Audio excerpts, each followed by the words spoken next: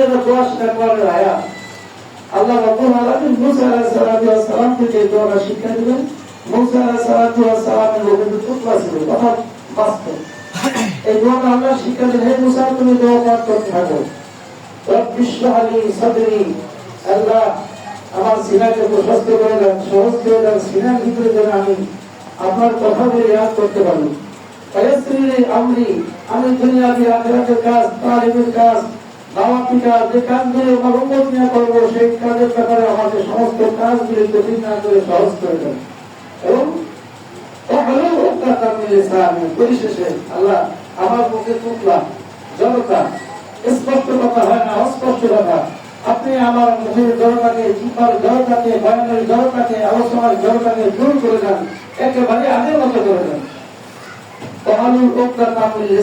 এমন জিহ্বা আপনি দান করেন, এমন ভাষা আমাকে বলার সুযোগ করে দেন, আমার উম্মতরা যেন আমার কথা বুঝতে পারে। এই দোয়াটা তো কোনো ব্যক্তি শিক্ষা দেন, সর্বরূপ আলামিন হযরত মুসা আলাইহিস সালামের শিক্ষা দিলেন। এই আদত, এই নিয়ম আমরা করি।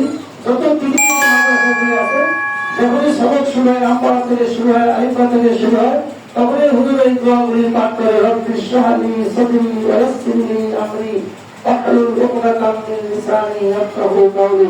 এক নম্বর আল্লাহর হুকুম পালন করা হবে। দুই নম্বর মুসা আলাইহিস সালাম অত্যন্ত আদর স্নেহ করে ভালোবেসে দোয়াটা শিক্ষা দিলেন। তিন নম্বর আল্লাহ তাআলা দরখাস্ত করলাম, দরখাস্ত করে যখন কাজ শুরু করতে আমাদের কাজ, আল্লাহ পাক আমাদেরকে সহজ করে দেব। ইনশাআল্লাহ আমরা সেগুলি পাঠ করব এবং করব। শুরু করি। আলহামদুলিল্লাহি রাব্বিল আলামিন,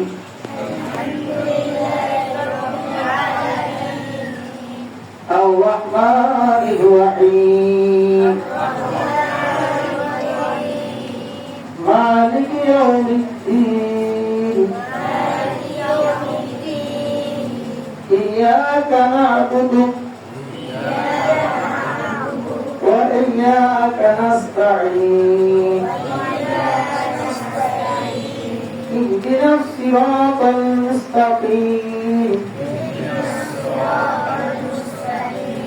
صراط الذين أنعمت عليهم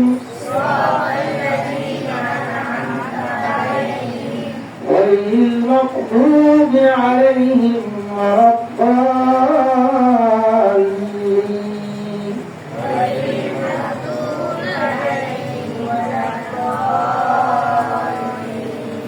آمين. যখনই আমরা কোন কোরআন তেলাওয়াত করব, সূরা ফাতিহা ও যে কোন আয়াত পরে আমরা বলবো সালাত